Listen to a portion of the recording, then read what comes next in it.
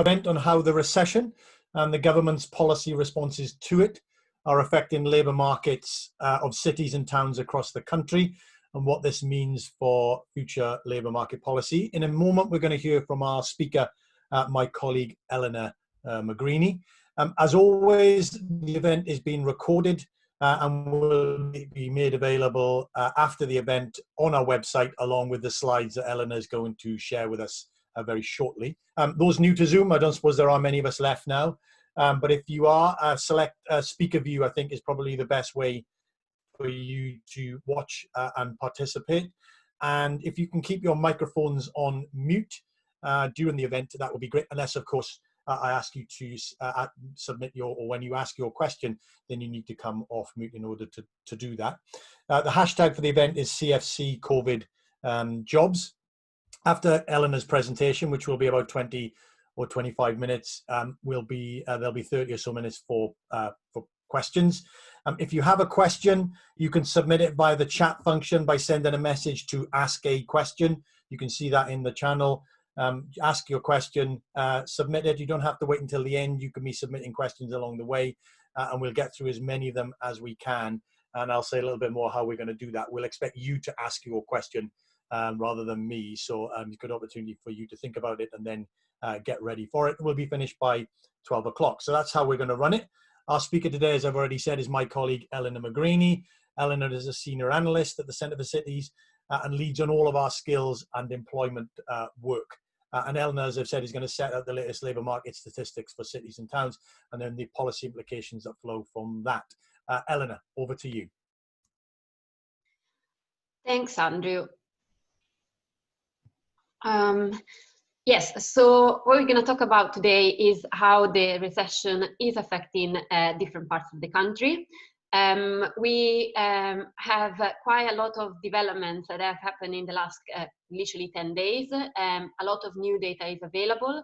So what I'm going to do today is I'm going to talk about three things mainly.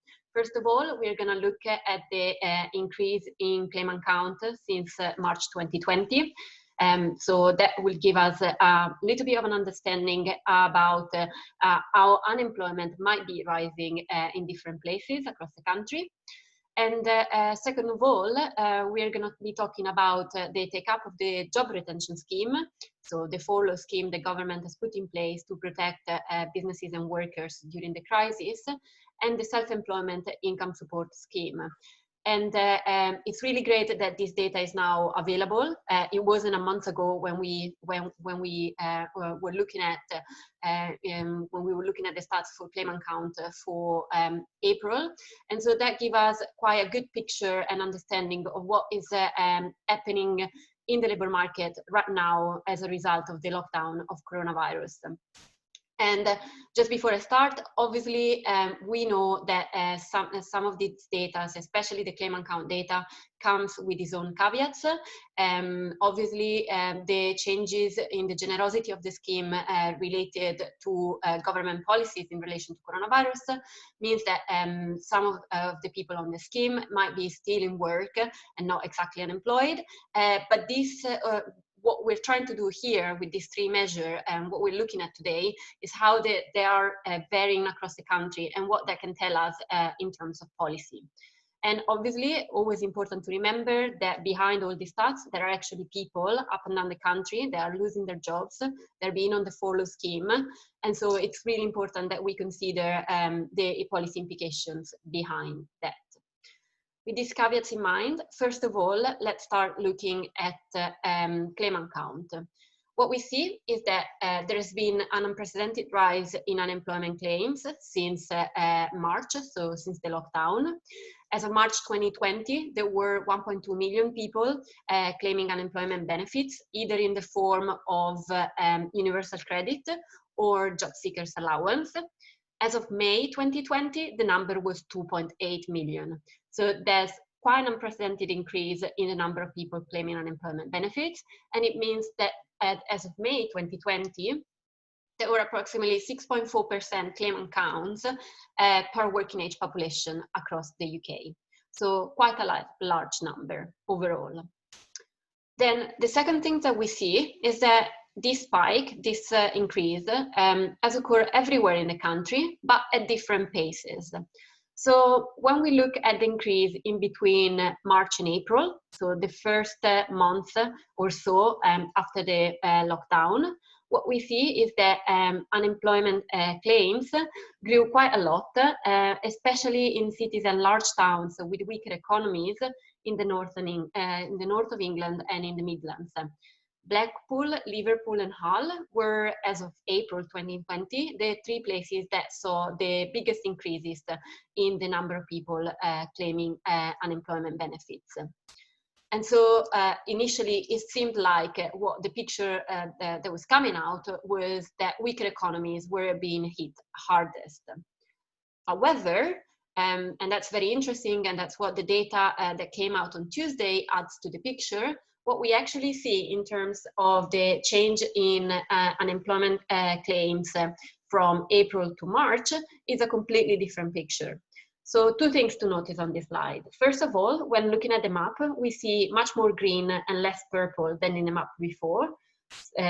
This suggests that basically the increase has been slower compared to the previous months overall.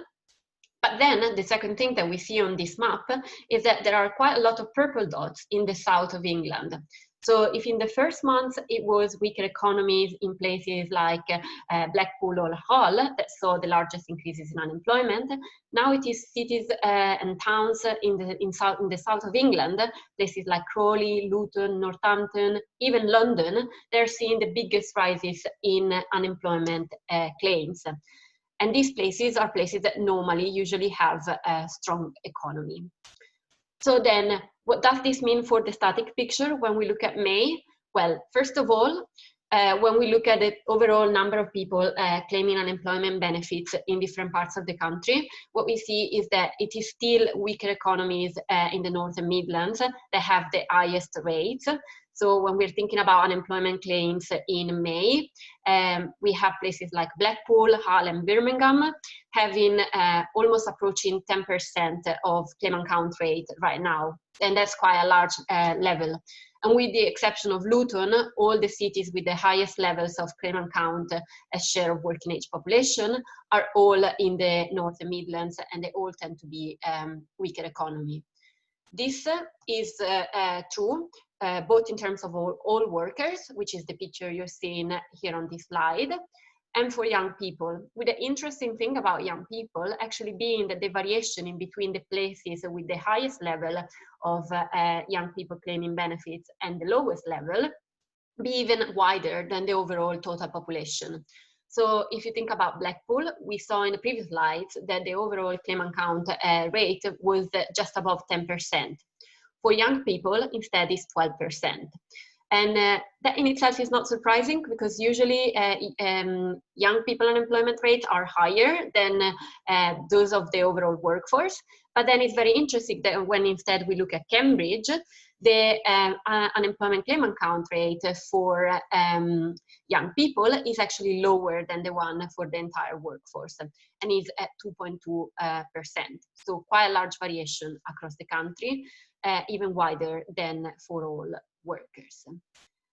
Now, then the other things that we need to consider for the static picture of May is that even if we don't see them in the top 10, because the top 10 is still populated by cities and large towns with weaker economies, some southern cities and towns are actually catching up in the ranking. Slough, Crawley, London have seen huge jumps in the ranking. They used to be towards the bottom of the ranking back in March with quite a low level of unemployment claims compared to Northern and Midland cities and towns. And now they're all in the top 20. So the picture is becoming more mixed in terms of unemployment claimant count. And it seems like coronavirus is affecting every place across the country, just at different pace. So that's what we know about unemployment or unemployment claims. Then the second piece of information is around the take-up of the job retention scheme.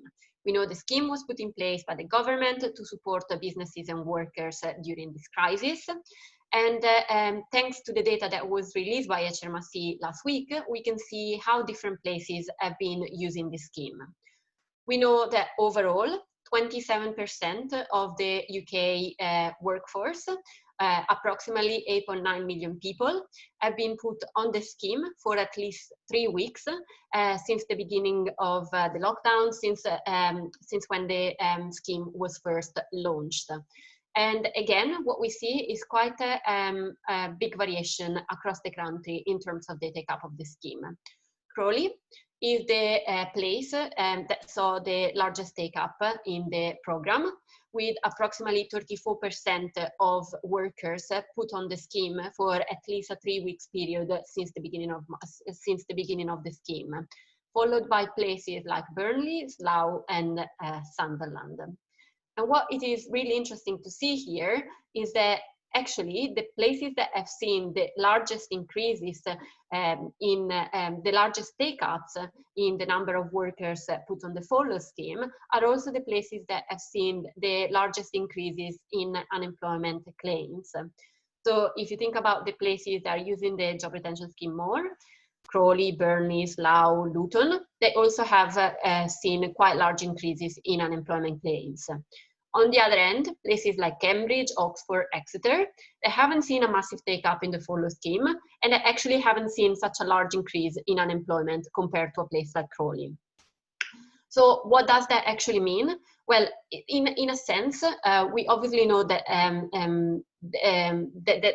there can be some, we obviously know that these two measures are quite related between one another, so there could be some double counting in between one and the other. But what this data actually shows us is quite a reassuring picture, in the sense that the job retention scheme appears to be successful in protecting job losses, especially in the places that have been hardest hit by the crisis. So what the job retention scheme is in fact doing, since it appears like it is protecting even further increases, preventing even further increases in unemployment in the places hardest hit. And it also seems like, from what we're seeing, is that businesses in different parts of the countries are responding in similar ways. So it is not that in some parts of the country, businesses are deciding to make redundancies, whereas in other places they are putting people on the job retention scheme. What we see is a much more similar picture than what we initially were worried about. Then what we can add to this picture, to add a little bit more of context, is the share of jobs that we estimate could be still carried out from home during this crisis.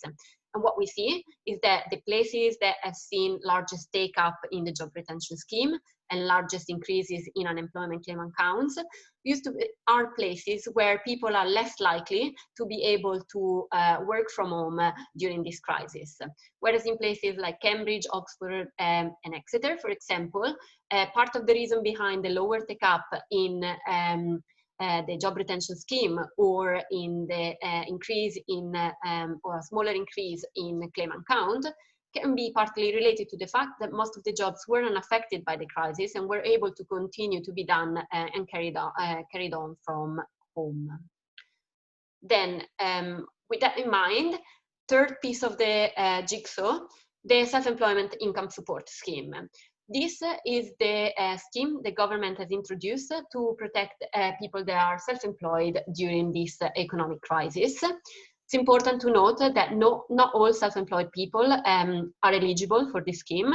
Approximately there's 15% of the UK workforce that is currently self-employed, and of these people, only 2/3 actually qualify for the scheme.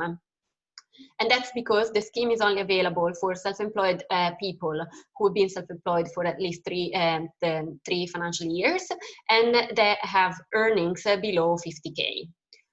With that in mind, what this table shows is the take-up of the self-employment income support scheme among eligible self-employed people in different parts of the countries.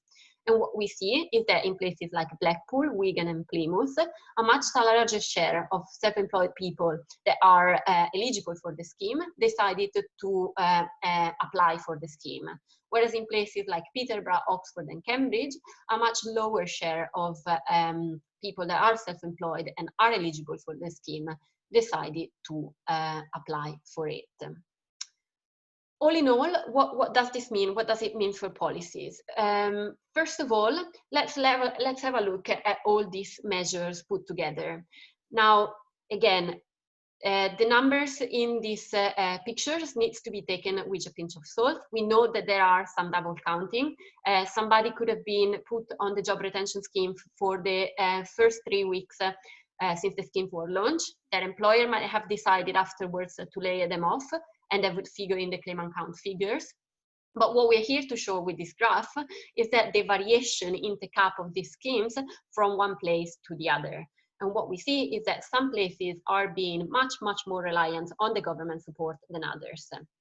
And for example, a place like Crawley, a place like Slough, a place like Northampton have quite a larger share of the working age population that is supported one way or another from the scheme than a place like Cambridge or Oxford. And this really matters in terms of the ability of different places to recover and bounce back after the crisis. If from this graph we pull out two cities, two quite similar cities in many respects, Reading and Crawley, we see quite a different picture. On one end, we have two cities that are quite close to London, quite successful, quite strong economies, quite large share of high-skilled jobs, and quite large shares of high-skilled workers. And what we see here is that they've been hit by the crisis in completely different ways. We see that overall in Reading, approximately 25% of the working age population has received support from the government in one form or another, whereas in Crawley, the share is almost 38%. Now, why does it matter and why I'm talking about this? We know that the lockdown has completely shut down some sectors. People working in cafes, in restaurants, hairdressers were not allowed to trade, and some of them are still not allowed to trade during this period. So we might suspect that we see sort of a baseline take up in the job retention scheme and in unemployment in every part of the country, because these local services businesses are not able to operate. What this also means, though, however, is that in theory, if it's only these local services businesses that have been affected, once the lockdown is lifted and the shops are able to reopen, somebody in Reading and in Crawley could go back and shop. And the only struggle that these places might face is convincing customers to come back and spend their money in their city centers, for example. However, what these two different bar charts shows us is that in Crawley, it's not just these baseline local services businesses that have not been allowed to operate. We know that the aviation industry is a really important sector in the economy of Crawley, and we know that has been hardest hit by coronavirus and the shutdown, meaning that once the shop will reopen, while in Reading it is probably a matter of demand, and getting people back to shop, in Crawley there might be fewer money in the economy, and therefore with implications for the local services businesses, because it might not be just a demand customer confidence issue in Crawley. It might take longer to bounce back and recover because the exporting sector of the cities has been hardest hit. On top of that, if we think about a place like Blackpool, which has a similar situation as the one we're seeing in Crawley, but a much weaker economy, we can even suspect an even slower recovery because of the weaker economic position in which it was to begin with. So, what does this all mean for policies? Three main takeaways. First of all, unemployment is rising, and it's rising really fast. So, that means that any sort of response from the government needs to be of the same scale as the challenging we are seeing. So we need a big response from the government. This is not the time for austerity. We need adequate support for all the people that have been made unemployed. Second of all, what we're seeing is that the job retention scheme is being successful at preventing even more extreme rises in unemployment, which means that whatever we're doing next in the phase out of the job retention scheme will matter a lot in determining whether we're going to see a second spike or we're not seeing a second spike in unemployment. And it will be really important that the phase out will be gradual to prevent the second spike.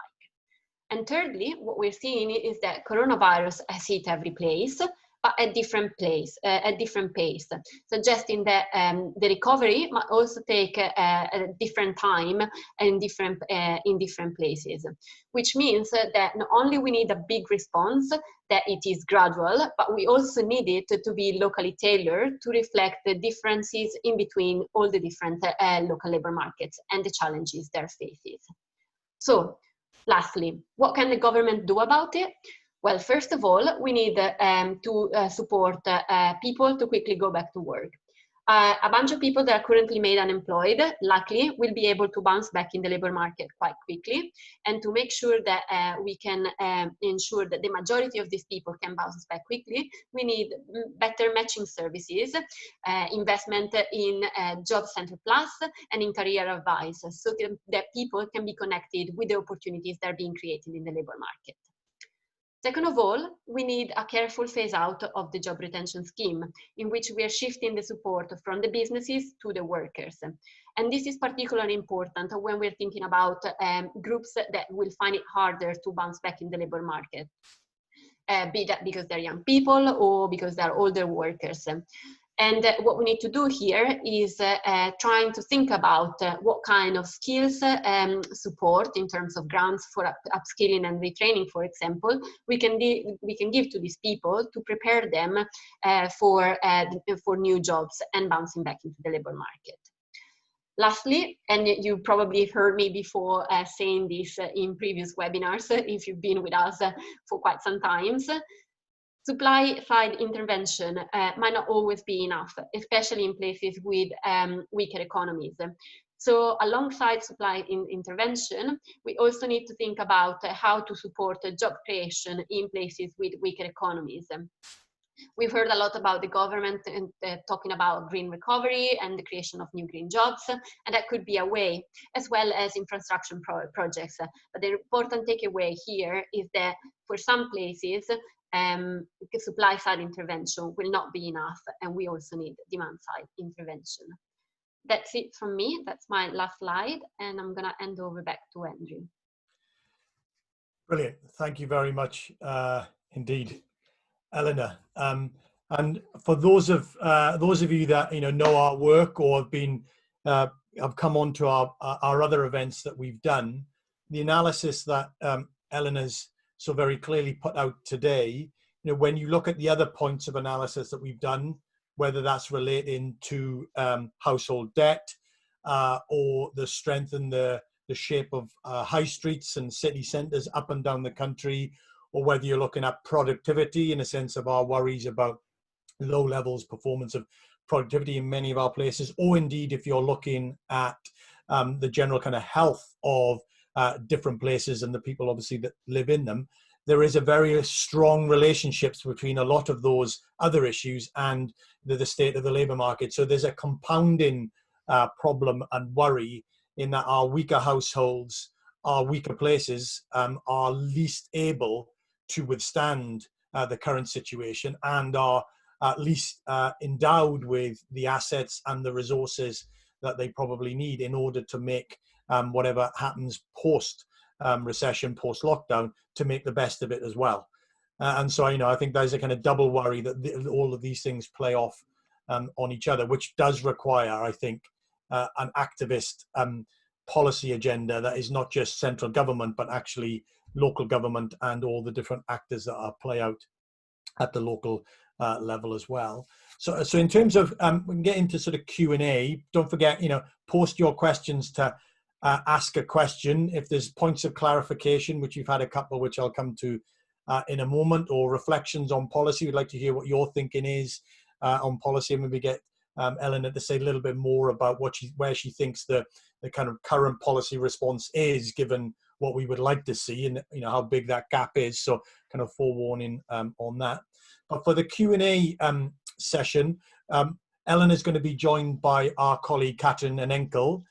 Katrin has presented on previous events. She's a senior analyst at the centre, and she's been doing some work on how the economic structure of places, how that is influencing how they experience the recession and the lockdown, and the degree to which they may well, that they're better or worse placed to deal with the implications of it. And particularly thinking about different industries in different sectors and the degree to which the lockdown is adversely affecting them or will affect them because of the nature of their job and how it functions. So Katrin is on the call, and we'll push questions backwards and forwards. But to start us off, we've had two questions from both of a kind of technical nature. One from Ben Gardner and one from Laurie Haycup. If that's the proper pronunciation, you can say, tell me what it is. But Ben, can we go to you first? And you had a question about, thinking about whether we might do this at the labour market travel to work area. So Ben, unmute and ask your question, if you will, please. Thanks, Andrew, and thanks a lot to Elena for a very good, clear, informative presentation as usual. Yeah, so it's really, as you said, a technical question, not to get too nerdy about these things, but I mean, you're obviously looking at employment, unemployment, which are effectively labour market indicators, and therefore, would it not make more sense to analyse the kind of spatial areas, reflecting the labour market which serves the urban areas that you're defining, the cities and towns, in which case, would it not make more sense to look at this from a travel to work area perspective than a primary urban area perspective, which is a more narrow in some cases?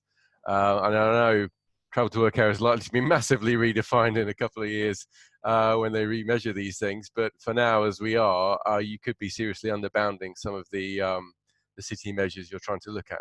Yeah, that's a very good point. No apologies for being wonkish or anarakish on Centre for Cities events. Ben, you're in good company with lots of others that are on the call as well. Eleanor, do you just want to pick up that?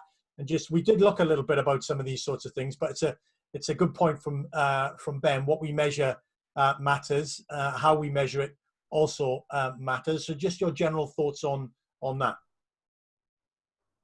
Yes, so that is another way to look at this issue, and it's a really fair point. Keep in mind all the data that we're looking at right now is all resident based, so it looks about where people are living, and we are looking, and that's in general our choice when we look at cities at primary urban areas. We are looking at the geography over which most of the people tend to live and work. So it's true the travel to work area is another way to look at it, but this is also to be consistent with our geography. Okay, very good. And then we can come back on that, Ben, if you go through the thoughts. The other question was from Laurie Haycup. Laurie, if you're there, can you also unmute and ask your question? You had two really, one about denominators and one about self-employment. So ask away. Hi, Andrew. Yeah, thanks for that. Your pronunciation is great, by the way. I've heard a lot worse before. But yes, my question really was about what your sort of denominator was, because obviously you've got the furlough data through, and then you're choosing, well, of what population, and I guess you could choose the working age population, or you could choose those actively employed. If you do the latter, presumably that's a group who are all eligible to apply. If you do the former, you're going to be capturing people who are unemployed and self-employed as well. So I just wondered sort of what you've chosen and sort of why. And I think my second question was a little bit came in a bit early. I was asking about self-employment, but then you went on to talk about it. So it's just the one question from me. Cheers. Brilliant. Thanks very much, Laurie. Eleanor, over to you on that. Yes, so when we look at the furlough data, the denominator for that is employment, so people that are in work. When we look at self-employment, the denominator is the self-employed people that are available for the scheme. And when instead we put all the three measures together, so unemployment claims, furlough data and self-employment scheme, the denominator, it then becomes the working age population. And the reason why we did that was because otherwise unemployment claims wouldn't match with the definition in which we're looking at just the people that are in work. So we put that wider. And also part of the reason why we've done that is because we wanted to get a sense of the scale of the government support in different places based on the population of these places.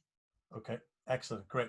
But a good question, which gives us a chance to bring in Catherine. Ben Burgoyne, you've got a question about how different industries are distributed across the country and how that plays out. You mentioned the aviation industry as an example of that. But Ben, if you're there, unmute and ask your question, and then I'll bring Catherine in because that directly relates to the work that she's been doing. So Ben.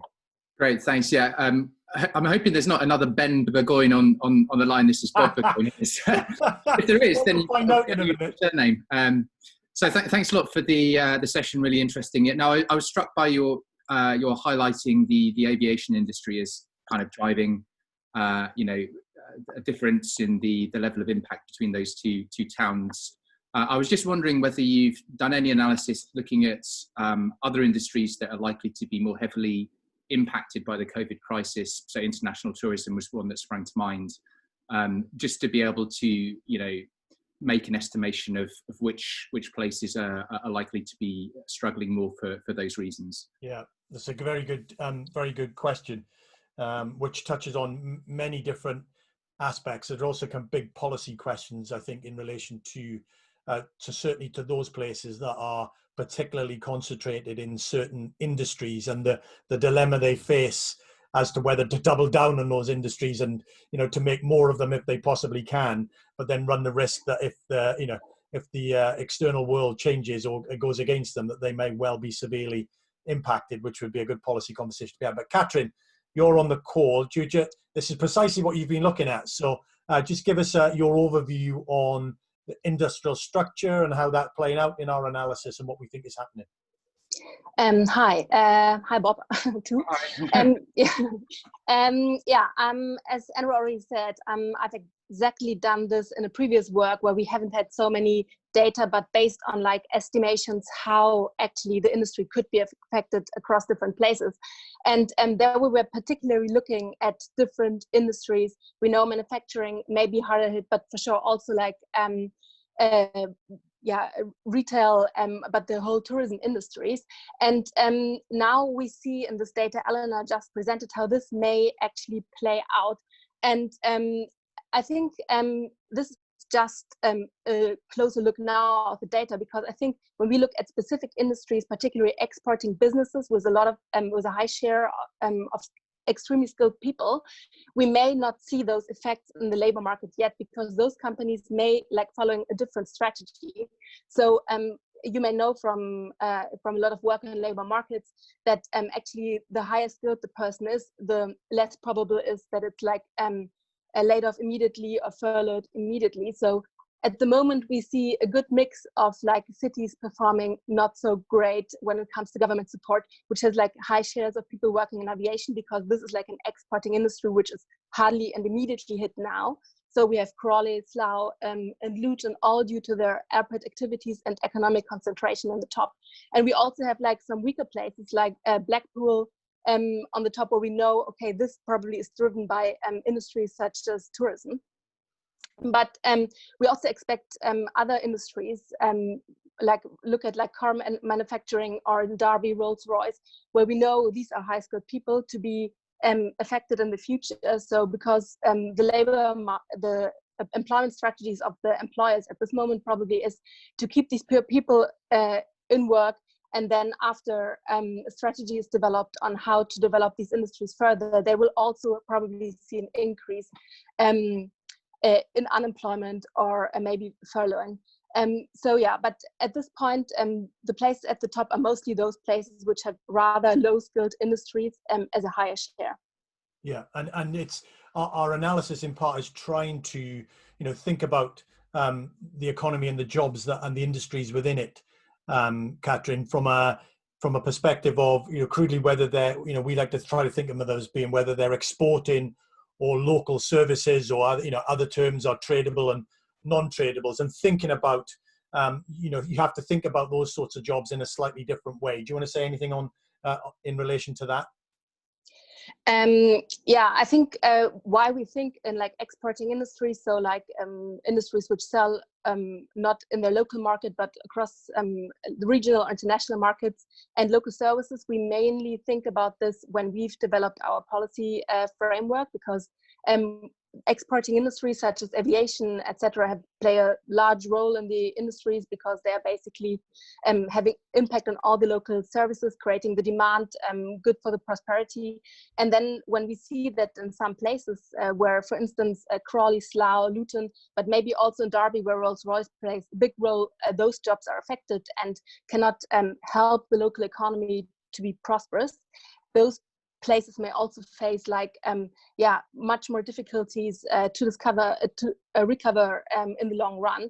And in our thinking, Paul has presented this I think last week, we also developed like different strategies how policy should respond to those different groups by literally setting the furloughing, enlarging the furloughing scheme for particularly those industries which are exporting to support creation of demand. Whereas like for local services, there should be, when we look at our different cities, a much more local response to basically get the people back to their local business and support the local demand, for instance, by vouchers. Excellent, great. And Elena, just bring you in on that. That's partly that, just expand on that thinking in relation to, you highlighted Reading and Crawley. I mean, Crawley's already been touched on, heavy dominance obviously of the aviation industry in and around Gatwick, but you actually compare it to Reading, which is actually not that far away from Heathrow, and Heathrow is important to Reading, but we feel a bit more confident that Reading is a better placed going in, and therefore to weather the current situation and to come out the other side in a better position. Just say a little bit more about why that is. Yes, so when we think about the take-up of the job retention scheme in different places, we can think about it as a share of it, as some baseline share level that it's visible in every place, is related to the lockdown itself in terms of preventing pubs, hairdresser, cafes, restaurants to be open. We know that these kind of businesses are available in all different local economies, and we know that they've all been equally affected by the lockdown. So that baseline level of take-up of the job retention schemes is to be expected. Then anything on top of this baseline level is probably related to the exporting industries in different places being differently affected. In a place like Crawley, where the aviation industry represents a very dominant share of the exporting base of the place, that means a spike in the number of people on the job retention scheme or claiming unemployment benefits. Whereas in a place like Reading, yes, maybe, yes, surely Heathrow is still playing an important role in the economy, but it is not as dominant as an industry as it is in Crawley, meaning that it's other exporting industries, perhaps because people are more likely to be working from home, or because they've been able to continue their activity anyway during the lockdown, has been less affected. What then this means in practice is when we go back, when the lockdown has been lifted, shops and cafes will reopen in both places. But in Reading, the average person probably hasn't seen massive reduction in their income, and so they will be able, if they're confident, to go back and shop on the local high street. In Crawley instead, assuming that the demand and confidence is the same in between the two places, there is one additional challenge, which is around the fact that the exporting industry has been affected, and more people have lost their jobs, and this fits into the amount of money that will be able to be spent in the economy, creating an additional challenge to the recovery, for example, of the high street. Excellent. Okay. Very good. And your can you give a bit of pre-warning? Just give us a sense, Ellen, at the minute as to where you think, given what we would ideally want to be seeing now from, particularly from central government, in how it responds to and begins to engage in the phase of economic recovery. What's your sort of take at the minute as to where the government is in relation to the response in the way that we would ideally like to see it? Big question, but just your thoughts on that. Yes, so I think that there are two things to consider there. First of all, we had some quite stark inequalities across the country even before the crisis that we would like the government to address. And then on top of that, we have coronavirus that has created even more challenges. Now, this seems quite pressing issues that needs to be sorted as soon as possible. And we haven't yet seen any particular plan from the government, especially on ways to address these unemployment questions or these job retention, job creation questions. We know that it takes time to set up some sort of schemes and make them up and running. And the more we wait before introducing or starting thinking about this measure, the longer we will risk people to stay unemployed for. On top of that, there are also some quite quick ways the government could use to support people. For example, as I said before, we do know that right now there are not many job vacancies out there, but we do know that there are some. And some people that are perfectly capable to bounce back in the labor market quickly should be given the support to just get this advice and this information about the jobs available.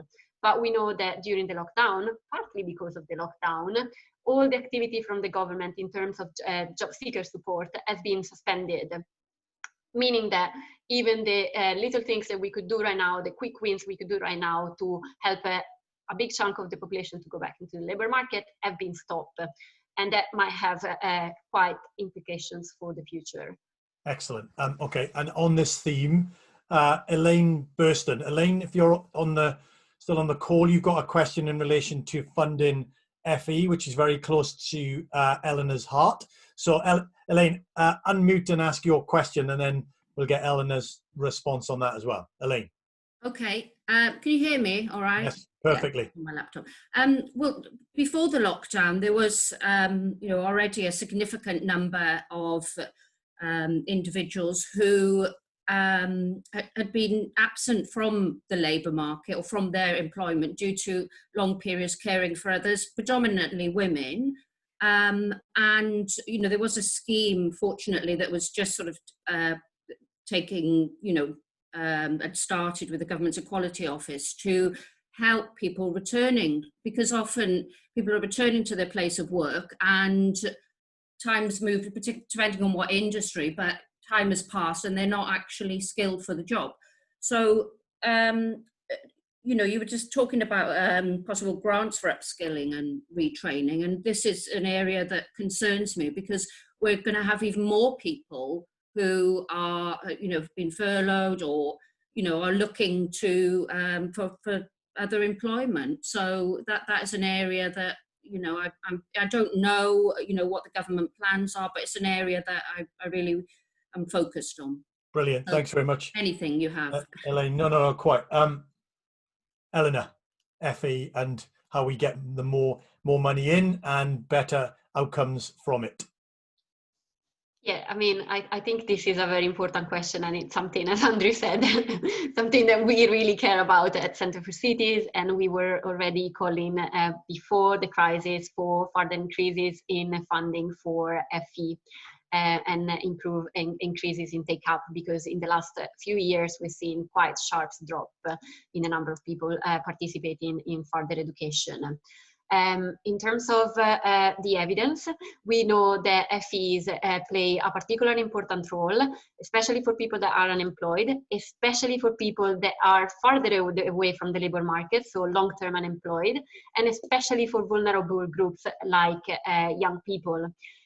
Government has conducted evidence, for example, of the new deals and then of the work programs that were both based in different ways into providing some FE skill support to individuals, and they were both found to be successful of helping people bounce back into the labor market. So this is definitely something that we need to consider in the future.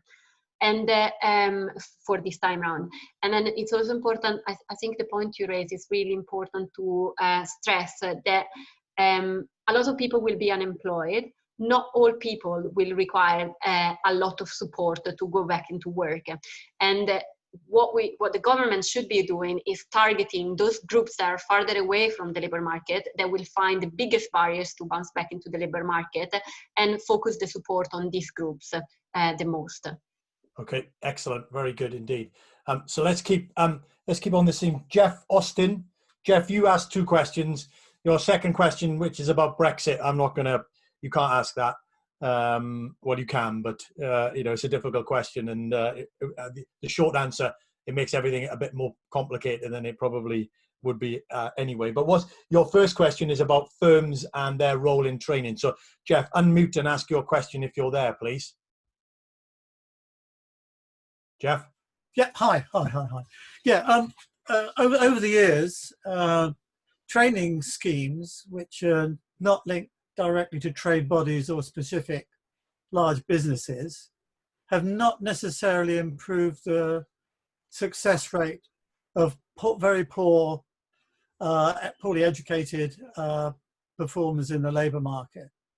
And the things that seem to have worked are industry trade body based cash going to firms who are desperate for skilled labour of particular sorts, linked directly to them. And it just seemed to me that giving the money to whom now, because I think the further education and higher education component of developing the workforce seems to have got a little bit smaller than it should be.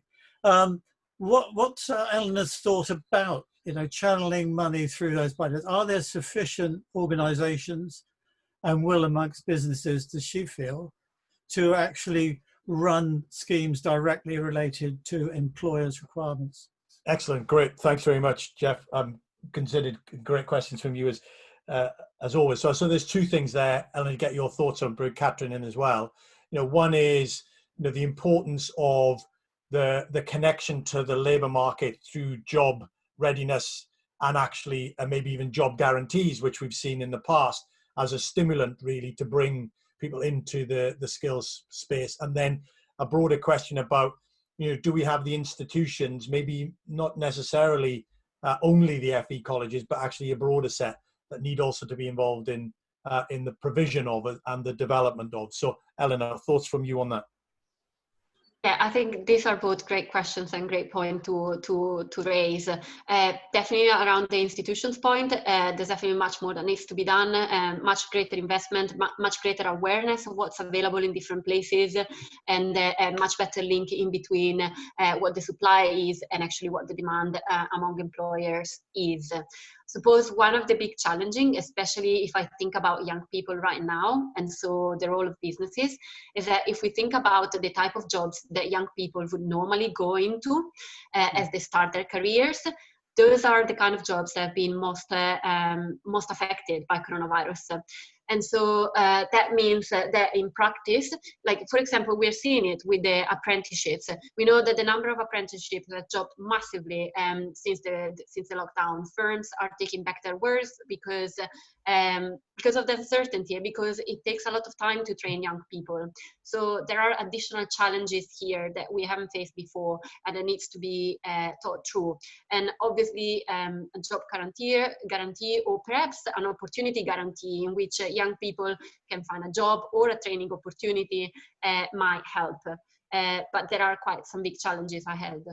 And we've seen, for example, in the construction industry, a long-established construction industry training board, which not only organises the training but actually draws a levy from from the industry to pay for that training, because we know that there are large externalities and spillovers in the construction industry, and you need a collective approach to do that. Do you have thinking around how that might be relevant as a model for other activities, either at the place scale or the industry scale? Yes, that was something that we actually thought about when we were doing some research last year in terms of self-employed people, because on top of everything, now we're talking about workers in general as a category. Among these workers, self-employed people are even less likely to take training, are even less likely to invest in their own development for the nature of the job they're doing and the uncertainty that they face day to day. And one of the things that we found when we did that research was that a scheme such as the one that is in place in the construction industry can actually help improving skills of the people that work in that industry. And it should be a model that people should look at into when looking at other sectors too. And then on top of that, I think a really important point to stress, and that goes back to the local level, is actually that a lot of the time the information is missing, or the link in between what people need and what the businesses want is missing. And so this mismatch creates additional problems in the labor market. Excellent. Catherine, your reflections on in this space? Yeah, at the moment I'm looking at different measures across countries, how they treat apprentices, particularly when we look at vocational training. As Elena said, there's been a drop in hiring apprentices. Probably they have even a higher probability to let off immediately. And at the moment I'm doing a bit of research on this, and the question I'm looking at is companies given enough incentives to actually rehire apprentices? And I have like just one country of comparison. I looked at the German case where businesses are given a bonus when they hire, for instance, apprentices from companies which has gone bankrupt, or get like another bonus if they hire the same amount of apprentices as the years before. So these are all schemes we should think of when we think about like how to keep the vocational system delivering training. Yes, looking elsewhere to try and understand different systems, and particularly, I think, as Catherine just said, trying to understand what the hard and the soft incentives are for actors within the system to behave in the way that we would ideally want them to behave, and thinking about how those different incentives work, not only individually but actually collectively, I think is really quite an important point. And actually, as Catherine reminds us all the time, you have to think about the system in the round, and has very deep knowledge of the German system, but actually it's a range of different incentives acting on a range of different institutions all at the same time that creates a more conducive system overall. And it's not just individual interventions that really massively make a difference. So that's a really important point. We're getting towards the end of the hour, Elena and Catherine, but I wanted to get both of your reflections and thoughts, or kind of various references to it around the kind of job creation, the leveling up sort of agenda, but particularly, you've said it today, Elena, Catherine, you've said it in the past, we've said it in the past, in a sense, the problems and the challenges in some of our places are not just on the supply side, i.e., we need to give people more skills. Actually, there's demand deficiency in some places. There simply isn't, the jobs available or the desire for those kind of jobs. And so your thoughts on how we might move forward on that, and come to you first, Elena, and particularly, I suppose, the role of government and government investment as acting as a kind of signal to workers and firms about where the government wants to, take its investment program, whether that's green or whether that's digital or whether that's mobility. Some of the things that we saw in the industrial strategy labeled under the grand challenges, are those kind of useful, or could they be useful signals that workers and firms can respond to? Elena. Yes, so I think the government can play quite a big role in influencing the type of job creations that we could see across the country. Suppose the additional challenge, or the other thing that we need to be mindful of, is where this job creation will take place. So, for example, if we say that infrastructure projects are a way to create jobs across the country, where actually across the country do we need investment in infrastructure? Are we investing in new infrastructure in London, which perhaps needs it in terms of transport infrastructure, but that won't do anything to help workers and unemployed people in Blackpool or Hull? Or are we creating infrastructures that actually are in places that where workers or people would benefit from them. Because if the infrastructure projects we're talking about require people to move from one part of the country to another, we know that especially when we're talking about low-skilled people, the mobility rate is very low and people won't move from one place to the other. Same with the green jobs. That's also a really important question and a really important point. And it can give at least, for example, with the retrofittings of homes in the short term, can create quite a few jobs up and down the country.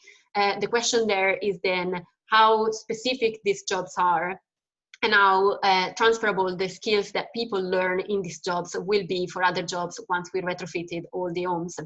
Now, there's an argument, especially for young people, that work experience is extremely important. So all the soft skills that you learn by retrofitting homes actually still matter, but we need to think also about the kind of jobs that they will go into after this initial period. Yeah, no, absolutely. And Katrin, your thoughts on this, particularly as you know, as we've said, around the leveling up agenda and the degree to which we know that many of our places, think about places like Manchester or Leeds or Liverpool or Birmingham, but lots of others, they have weaknesses in the transport, their transport systems or their housing systems. That investment in those, both good in their own right, but also then multiplied because that creates a more conducive environment for firms and workers to take advantage of opportunities as and when they arrive. So your final reflections on that agenda? Yeah, sure. I think we need to acknowledge that still places have like different sets of advantages and disadvantages for sure. In places where there actually is such a high demand on the transport system, you should also invest more in transport in those places. But as Elena already said, this is very different from the places. And I think when we really look at the places which are the least advantaged, it is basically skills, and I think it's very difficult to not focus on those first. But I think in a previous work I was also looking at like innovation and like particularly the potential to create high quality jobs, and there definitely we also see a variation across the country. And the study basically found out that the investment in transport and skills must be given to get at the highest step for higher value jobs created. And so with the green jobs, I think it's very difficult to reach this across the country. But as Elena said, the retrofit could be a beginning, but then it is like really the task of the FE college to somehow use these skills and to help them transforming them into jobs which are going away from retrofitting but stay still in the sphere of high quality jobs. Yeah, no, absolutely. And as you say, reminding us that, we have a significant and growing unemployment question that we need to grapple with, and we need policy responses to that. But we also know from our work and others that we've got long-standing productivity challenges, we've got long-standing innovation challenges, we've got long-standing housing affordability and supply challenges that need to be addressed. And actually, the question, I suppose, in part is how can we weave some of these different challenges together, particularly at the place level, in order to make them work for places and for people, not only in the short term, but actually in the long term as well. So we're just at 12 o'clock, and so we need to finish. As always, you can find the research that we've talked about today, but also all the other research in relation to the pandemic, how it's affecting places, and the policy implications that are being brought to light as a result of that. Please have a look and let us know what you think. Our next event will actually take place on Monday, which is the 22nd, so next Monday at 11 o'clock. And our topic for then is actually focusing on planning reform, and particularly what needs to happen in the kind of planning space to try and grapple with some of those longer standing housing supply and housing affordability issues that many towns and cities have been struggling with for a good while. And we'll have my colleague Anthony Breach will be talking about his latest work in that space, and Bridget Rosewell, many of you will know, is going to be on that event as well, giving her reflections from working from the NIC and other institutions about how we need to evolve and improve the planning system, not to scrap it, but to improve it so it can help in addressing the issues that we all care about. So finally, thanks to Eleanor and to Catherine for today. Thank you all for joining. See you very soon. Stay safe and go well. Thanks very much. Bye-bye.